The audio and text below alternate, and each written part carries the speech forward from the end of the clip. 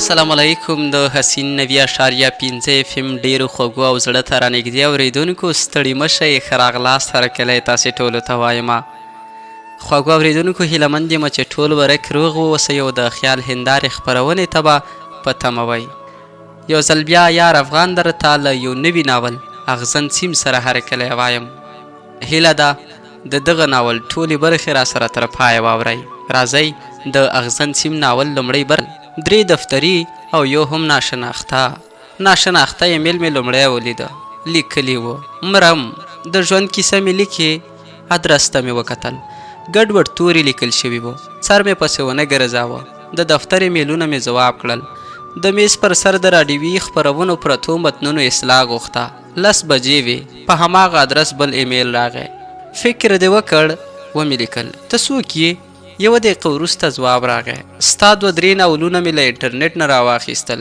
هیله کوم د چټ پاڼې ته ورشه هماغسې مې وکړل ویې لیکل سلام ما وویل وعلیکم سلام ته څوک یې ضروري ده هو 22 کلنه یم ومې لیکل پوره ځواب نه و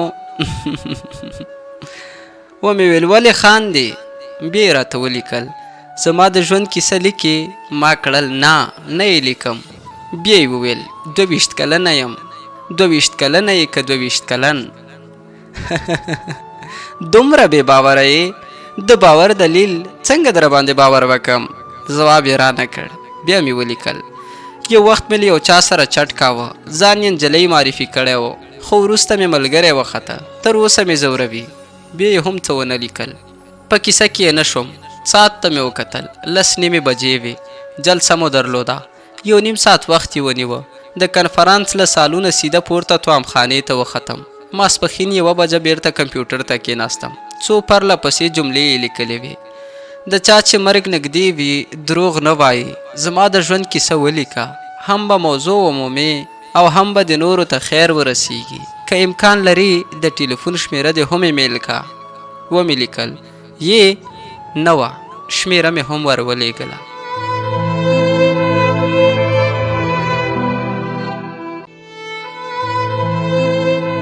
تیاره وه په نیازبیک کې د دفتر له موټره ښکته شو نیازبیک د کابل ښار په لویدیځه څنډه کې پرته سیمه ده کورونه یې بې نقشې دي تنګې کوڅې لري زه هم همدلته په یو کرایي کور کې اوسم دا تنګې کوڅې په ژمي کې د تګ وړ نه وي بس د دواړو خواو د بامونو واورې کوڅو ته رالویږي هغوی چې موټر لري موټر چې سلامت 3 میاشتې په کورونو کې ولاړ وي برق نه و په توره شپه کې روان وم خو له بامونو رالوېدلو واورو دومره رڼا کوله چې پل سم ځای کېږدم د کوڅې په سر کې نانوایۍ ته ودرېدم یوه ډوډۍ مې راواخیسته بس و ماشومان کلي ته تللي ول په کوڅه کې راتاو شوم تلیفون مې وشرنګېده له جیبه مې راوویست سکرین شنه رڼا وکړله شمیرې ته مې وکتل خارجي وه غوږ ته مې وروړ هلو ښځینه غږ راغی اوس دې باور وکړ ومې پوښتل وبخئ تاسې څوک یاستئ د خندا غږ مې په غوږ ننوت ویې ټوخل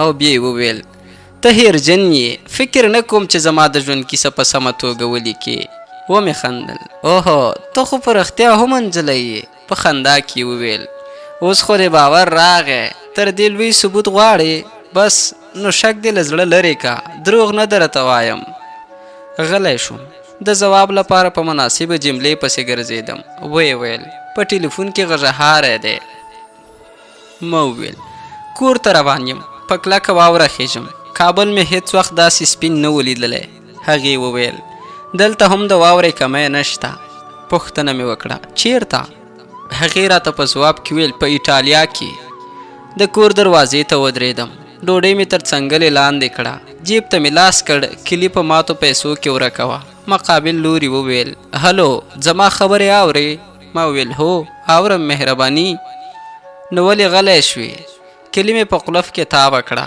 ویې ویل دروازه نه خلاصېده خندا راغله سمه جادوګره یې نه ما د دروازې غږ واورېد ټلیفون قطع شو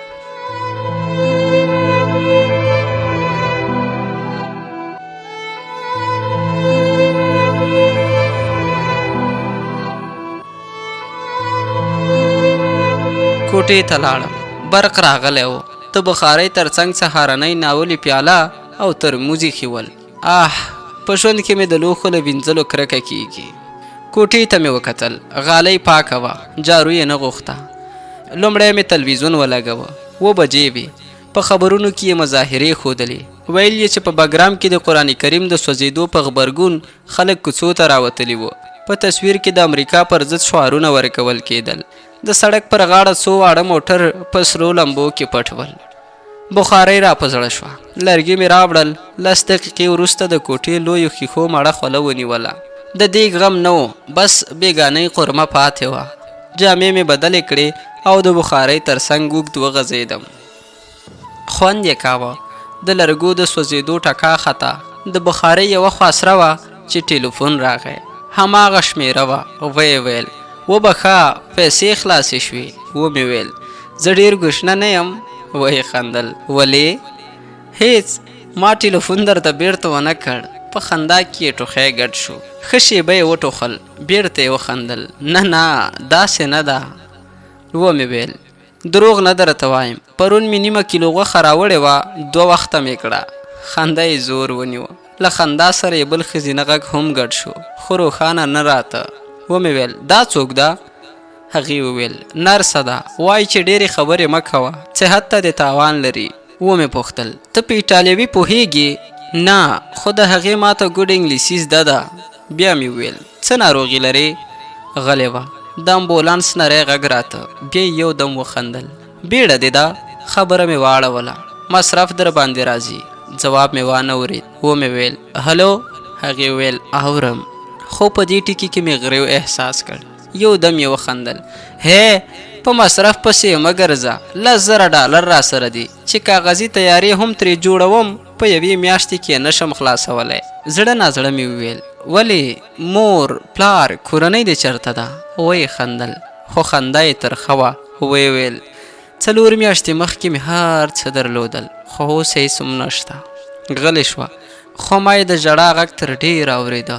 ټلیفون قطع شو. ماخوستن تر ناوخته خوب نه راته. د نجلۍ خبرې رښتیا راته وایسېدې. ذهن مې پوښتنو نیولی و. اندېښنه مې وه. دفتر ته له رسېدو سره سم مې کمپیوټر روښانه کړ. یوازې دفتري ایمیلونه راغلي ول. بس 8 بجې بله جلسه وه. ورغلم. له همکارانو سره د راډیوي خپرونو په اړه وغږېدم، خو زړه مې کمپیوټر ته راختلی و. ما ډېرې پوښتنې درلودې. 10 بجې خپلې شعبې ته راغلم. پر میز څو کاغذونه پراته ول. اصلاح یې غوښته. راډیو د اوبو د ژرندې غوندې ده. 24 ساعته به چالان وي. په تیره بیا دا خصوصي رسنۍ ډېر دقت غواړي. وړه تېروتنه هم د منلو وړ نه ده. خو بیا مې هم په منډه د ایمیل پاڼه راواړوله. څه نه و راغلي. کاغذونه مې راواخیستل. پوره 2 ساعته وخت یې ونیو. غرمه شوه. همکاران ډوډۍ ته لاړل، خو زه کمپیوټر ته کېناستم. په بیړه مې ولیکل. نه یې لکه چې پښیمانه شوې. 3 بجې جواب راغی. وبخښه، میاناتو ته تللی وم، بس ژوند ته مې تمه نشته، خو دوی مې نه پرېږدي.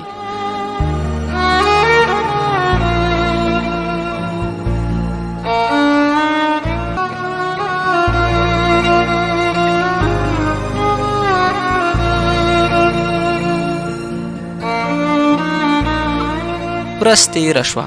ماخوستن مې تر یوه وخته یو ناول ولوست، خو فکر مې راسره راټول نه و. اخر مې زړه طاقت ونه کړ. شمېره مې پیدا کړه. زنګ ورغی، خو جواب مې وانه ورېد. ښه شېبه ووته. زنګ راغی. ټلیفون مې غوږ ته ونیو. هلو؟ ویې ویل وبخښه، پولیس راغلي ول. حیران شوم. ولې؟ بس ځینې پوښتنې یې رانه کولې. هو رښتیا، یوه هیله. ووایه څه هیله؟ ګوره، په خبره کې ورولوېدم. درته ومې کتل. له خندا شنه شوه. نو څنګه درته ښکارم؟ ومې ویل کږې سترګې، یو لیشت پزه او د چونګښې غوندې غټه اوږده خوله. خندا یې زور ونیو. ویې ټوخل. په ټوخي کې یې وویل نه، دومره هم بدرنګه نه یم. خوله مې وړه ده، سترګې غټې، ویښته مې ګڼ او پیچلي، ګمونځ پکې بندېږي. بس یوازې له رنګه یو څه توره یم. ومې ویل ښه، هیله دې یاده کړه. ویې خندل. هو، ته ټلیفون مه راته کوه، سمه ده؟ خندا راغله. ولې؟ ویې ویل هسې مصرف در باندې راځي. په خبره کې ورولوېدم. وږی درته ښکاره شوم که څنګه؟ ها؟ ویې خندل. هیله کوم، زما هدف دا نه و ته زما د ژوند کیسه لیکې نو ټلیفون هم باید زه درته وکم. ما وویل خو زه هم په موضوع پسې ګرځم. ویې خندل. که مې دا خبره ونه منې کیسه نشته. سمه ده صاحب. خندا یې زور ونیوه. مننه صاحب. ټوخي واخیسته. تر ډیره یې وټوخل. بیا یې اوږده ساه تېره کړه. په زحمت یې وویل 1 دقیقه. درب شو. له غږ څخه پوه شوم چې ټلیفون یې پر یو کلک شي کېښود. میز یا کومبل څه ټیټ غږ مې واورېد. واضح نه راته خو نارینه غږ و. کله کله به د ښځې اواز هم ورسره ګډ شو. ښه شېبه ووته. بیا مې په غوږ کې کړپ شو. مقابل لوري وویل ښه نور. ومې پوښتل له چا سره خو دې تر څڼو ونه نیول ها؟ له خندا شنه شوه. نه خو نرسه یې 1 روپۍ کړه. ولې نرسې څه کړي وه؟ هېڅ. د روغتون مشر نرسې ته په غوسه و. ویل یې چې پولیس یې ولې زما کوټې ته راپرېښي ول. ومې ویل نه پولیس څه وایي؟ هېڅ. له ما نه یې 2-3 پوښتنې وکړې خو ډاکټر وایي دوی دا حق نه لري چې له داسې سختو ناروغانو پوښتنې وکړي. نظر یې دا دی چې ډېرې خبرې درته ښې نه دي. ومې ویل په رښتیا هم ډېره نه غږېږي. یو ځل بیا په خندا شوه. نو زه ډېرې خبرې کوم ها؟ نه یوازې 10 دقیقې په ټلیفون کې را سره غږېدې. خندا یې زور ونیو. پوهېږې دلته داسې څوک نشته چې زړه ورته تش کړم. دا زوی مړي دومره نه غږېږي. په خبرو کې ور ولوېدم. زوی مړي؟ هغې وویل هو. خو ولې؟ ما وویل دا خو ډېر کلیوال ټکي دي. له خندا شنه شوه. هې ما په کلي کې ژوند کړی. تا نو څه فکر کړی دی ها؟ ومې ویل خو ته په انګلیسي هم پوهېږي. په خبره کې را ولوېده. دومره بې سواده مې هم مه ګڼه. ادبیات مې لوستي دي. ومې پوښتل چیرته؟ هغې وویل په کابل پوهنتون کې. غلی شوم. ویې ویل ګوره. بیا ځلې په خبره کې ور ولوېدم. درته ومې کتل.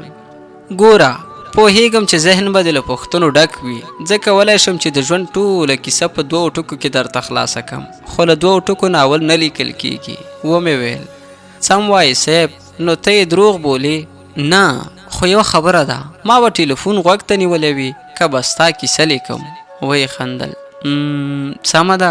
غلی شوه. ما غږ کړ اورې؟ ویې خندل. فکر ته مې پرېږده هې لږ چوپ پاتې کېدی نه شي. یوه شېبه غلی وه. بیا یې وویل چټ ښه نه دی؟ نه پردی مزدوري را باندې مه ودروه. په کور کې هم انټرنیټ نه لرم. سمه ده زه به یو بل فکر وکم.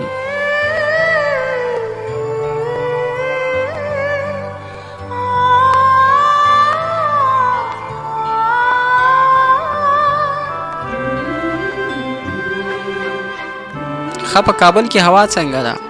ښیښې ته مې لاس ور وغځاوه.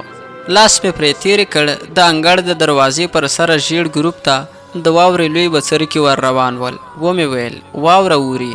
خو جواب مې وانه اورېد. په سبا یې ټوله ورځ مصروفه وم. بس دفتر ته یې نوي کسان نیول. د انتخاب واک ما او زما یو بل همکار ته راکړل شوی و. تر ماښامه مو له هغو کسانو سره خبرې وکړې چې د کار د موندلو لپاره راغلي ول. ټول 40 کسه وو. یو مو راوغوښت. پوښتنې مو ترې وکړې. په پای کې مو 10 تنه ترې راوویستل. دوی ته مو باید 3 ورځې ورکشاپ نیولی وای ځکه دفتر یوازې 4 کسانو ته ضرورت درلوده. داسې کسان چې د راډیویي خپرونو جوړولو ته جوړ وي. ورځ تېره شوه خو ما دومره وخت ونه موند چې ایمیلونه وګورم. لاره بنده وه. ناوخته له موټره ښکته شوم. 2 هګۍ 2 رومیان او وچه ډوډۍ مې راواخیستل. یخني وه. سترګو مې اوښکې کولې. برق نه و. د ګاز په ډبه پورې تړلې جالۍ لوېدلې وه. دوکان ته د تګ زړه زور غوښت. بخارۍ مې د ټلیفون رڼا ته ولګوله. جامې مې بدلې کړې. په توره شپه کې د برق د راتلو په تمه اوږد وغځېدم خو تیارې خوند رانه کړ. غیرت راته ودرېد. د کوټ په لستوڼي کې مې لاسونه نه ایستل او د باندې ووتم. څوړ باد چلېده. پورته راڼه ستوري ځلېدل. دوکان ته ودرېدم. شمه بله وه. بیسیکه رڼا یې پر ژېړې ترازو باندې سپینې لیکې جوړولې. بنډل جالۍ مې راواخیستې. کور ته راغلم. شیبه وروسته د کوټې پر سره پرده ژېړه رڼا ولګېده. وږی وم. هګۍ مې پخې کړې خو رومیانو یې خوند خراب کړی و. یخ وهلي ول. د کړايي مینځل مې د برق راتګ ته پرېښوده. بخارۍ ته نږدې اوږد وغځېدم. زړه مې نیولی و. کتاب مې راواخیست. وچې خبرې وې. ښه کوه بد مه کوه. له ټلیفون څخه شنه رڼا پورته شوه. مسیج و. یو ملګري مې لیکلي و. مزې دې وکړې پوه شوې؟ خو زه نه پوهېدم چې ما څه مزې کړې وې. ورته ومې لیکل نه مزې مې نه دي کړي. د څه شي مزې؟ تلیفون مې کېښود خو شنه رڼا یې نه ورکېده. ورته مې کتل مس کال راغلی و، د نجلۍ شمېره وه. زنګ مې ورته ووهه خو ځواب یې نه راکاوه.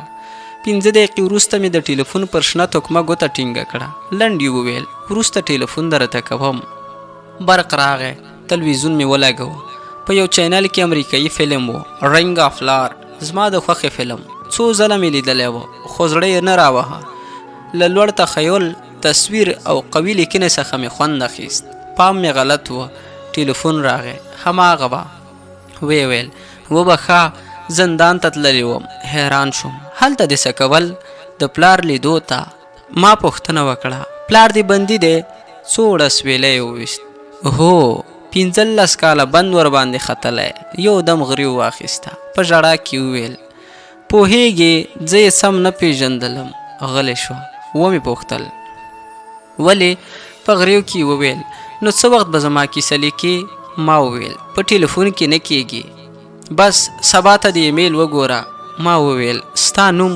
هغې وویل زما نوم مریم ده. یوه شیبه غلی شوه، بیا یې په مړاوي غږ وویل ستړی یم، ډېره ستړی، ویرېږم چې کیسه به مې بشپړه نه شي. بل ښځینه غږ مې واورېد. غږ نږدې و. مریم یې په ماته ګوډ انګلیسي پوهوله چې د دوا خوړلو وخت دی. مریم وویل اورې؟ ما وویل هو اورم. هغې ویل نرسه ده وایي چې دوا وخوره. یو دم یې وخندل خو خندا یې جړه وه. غریو پکې ګډ و. ویې ویل پوهیږې دا شنې سترګې باور نه راباندې لري. تر هغه به دلته ولاړه وي تر څو چې 5 ترخې ګولۍ له ستونې تېرې نه کړم.